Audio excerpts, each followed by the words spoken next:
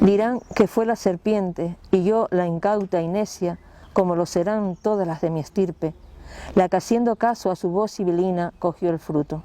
Pero era invierno y todos los reptiles dormían en lugares ignotos, aletargados en la hondura.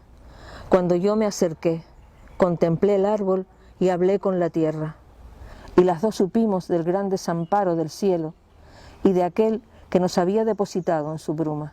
Fue el fruto el que traspasó la niebla y me hizo verme en el barro que fui. Latió y tembló bajo el rostro invisible de quien controla los astros mientras nos abandona y solo nos concede la inútil tregua de cada noche.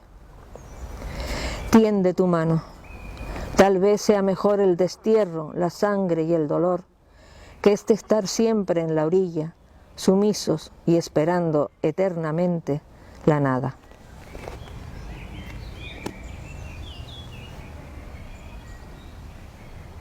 Nací en La Orotava el 17 de octubre de 1948, un día especial porque es el día de la Revolución Rusa, que yo creo que a mí me marcó y me hizo muy revolucionaria también.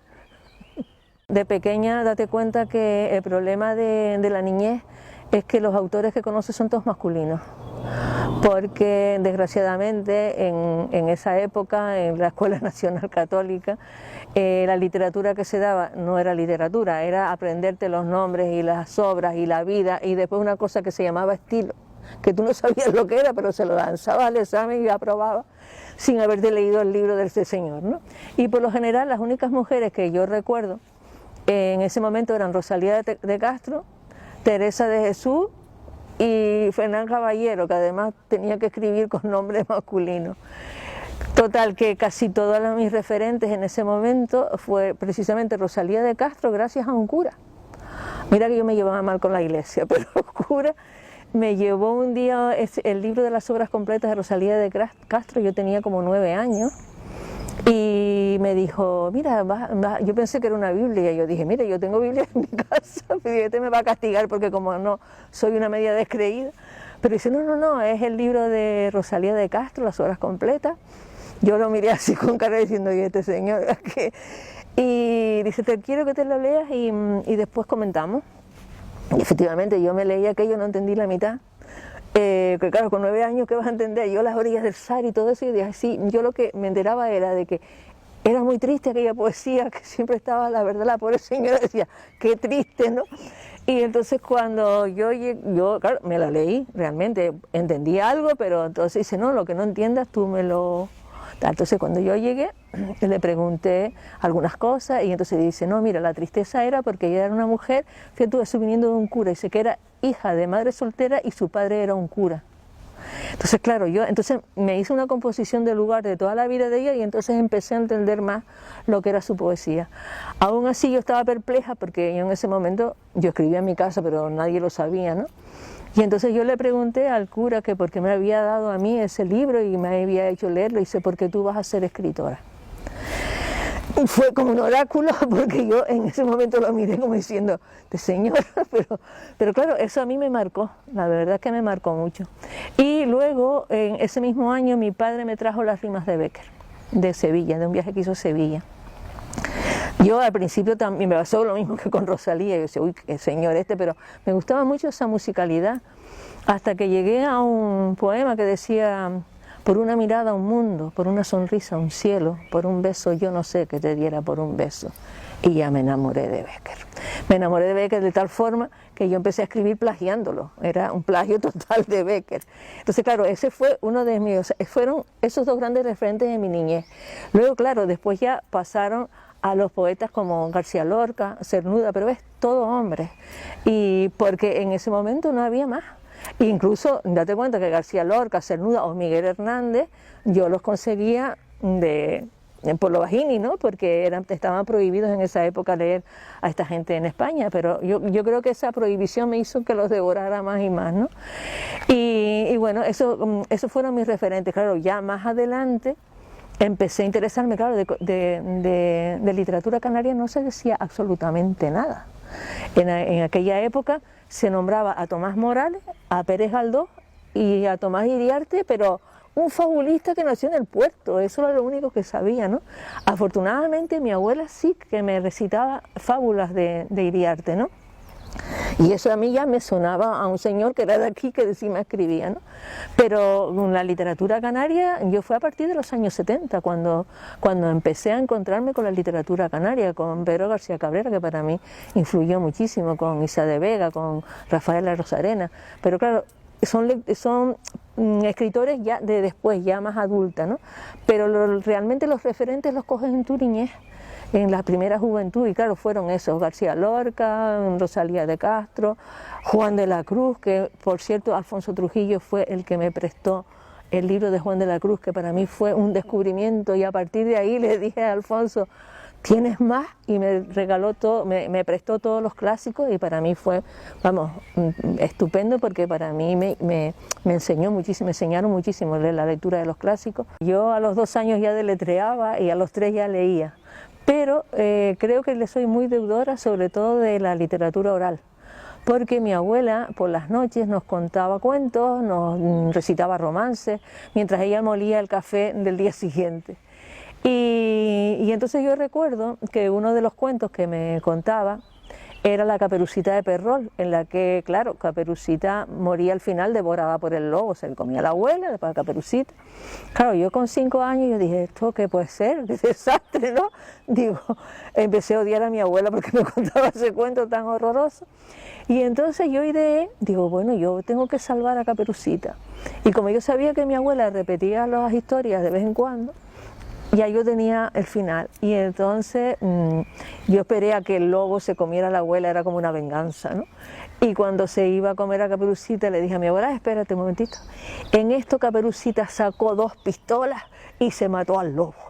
Entonces, claro, yo me di cuenta, mi abuela me pensaría, esta niña va por mal camino, pero bueno, yo me di cuenta en ese momento que habían sido mis palabras las que habían salvado a Caperucita, ¿no? Porque claro, uno se cree las cosas, ¿no? Y yo dije, bueno, pues si yo con mis palabras puedo salvar a Caperucita, o sea, puedo hacer otra realidad, entonces ¿por qué no inventarme las realidades que a mí me gustan? Y ahí empecé yo a escribir, con 6 añitos empezaba a escribir, incluso escribía en verso, pero hacía fábulas, eran historias de animalitos, pero en verso, porque a mí me gustaban mucho los romances, y entonces se me pegaba mucho el oído de las rimas y todo eso, y por ahí empecé, porque creo que no podría ser otra cosa. O sea, yo creo que es mi gran vocación, aparte de, yo tenía 2 vocaciones y que afortunadamente no todo el mundo lo puede decir, afortunadamente las cumplí, que fue la enseñanza y escribir, y siempre tuve esa idea, ¿no?, de que a mí me gustaba enseñar, y desde pequeña enseñaba jugando. Cuando jugaba a mí no me gustaba nada jugar a las casitas, y yo cuando cedía era para jugar a la escuela, donde yo era la maestra, y entonces claro, a mí eso me gustaba mucho, ¿no? Y yo creo que sí, que es una parte de mí misma, o sea, no podría ser otra cosa, y además disfruto mucho escribiendo. Si no disfrutara seguro que no escribía, pero sí disfruto mucho. Mi mesa de trabajo, porque realmente yo necesito diccionarios, porque yo tengo como 5, yo tengo un diccionario de dudas, un diccionario de sinónimos, el diccionario de María Moliner, o sea, el diccionario de las preposiciones, porque siempre te asaltan dudas. Entonces, ¿dónde escribo mejor? En el sitio donde tengo un lugar donde pueda yo comprobar las dudas que tengo, ¿no? Y entonces es mi mesa de trabajo, que aquello parece un disparate, ¿no?, lleno de diccionarios, de libros, de apuntes de yo qué sé, porque además yo escribo a mano, entonces claro, tú imagínate mi mesa cómo está. Lo que sí es cierto que yo siempre, a veces las ideas se me ocurren en el lugar más insospechado, y entonces siempre llevo una libreta en el bolso, y entonces escribo en la libreta lo que se me ocurre, para luego cuando llego a mi casa lo desarrollo, pero nunca escribo en un sitio así loco, porque no, yo necesito un espacio, y yo necesito ese espacio para escribir. Si te refieres a mi poesía, es una búsqueda de mí misma, o sea, siempre es una investigación sobre ese personaje que lleva mi nombre y que ha hecho todo lo que me rodea, que ha hecho de mí, ¿no? Entonces me preocupa mucho ahora, claro, las preocupaciones son diferentes dependiendo de la edad que uno tenga. Cuando uno empieza a escribir, la preocupación es el amor, el desamor, las ausencias y todo esto, ¿no? Pero a medida que uno va madurando, también va madurando las ideas, ¿no? Entonces te empiezas a preocupar por el paso del tiempo, por la vida, por lo que ocurre a tu alrededor.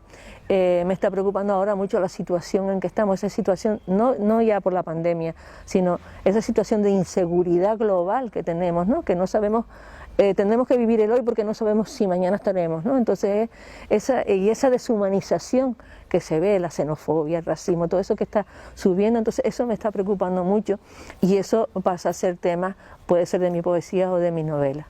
Entonces, por lo general es una investigación sobre mí y sobre lo que me rodea. En este momento estoy leyendo Teneida, que es un libro muy curioso porque es un libro que fue premio de Tomás de Aquino, de Alfonso García Ramos, que se publicó en el año 59 y no se volvió a publicar. Y ahora hay una editorial, Nectarina, que la lleva un chiquito de aquí de Orotava, José, que sacó ese libro y lo estoy leyendo. Aparte de eso estoy leyendo la antología de Olga Rivero, una poeta poco conocida de aquí, muy buena. Y también me acabé de leer una novela que se llama La mitad de la casa, de Menchu Gutiérrez, que es muy buena también, me gustó mucho.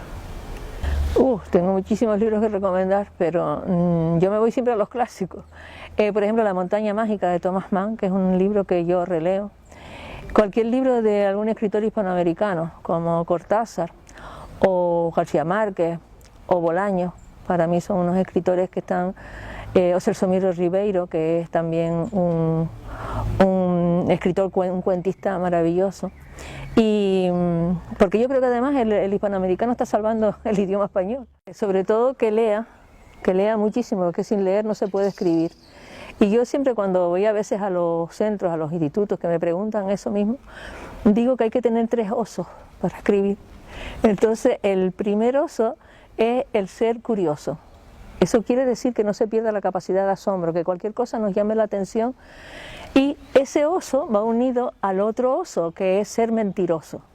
No significa que decir mentira, decir, oiga, que me voy a estudiar con fulanito y te vas a ligar a la plaza, sino que tengas capacidad de fabular, ¿no? Por ejemplo, yo me encuentro ahora mismo aquí un lápiz, ¿no?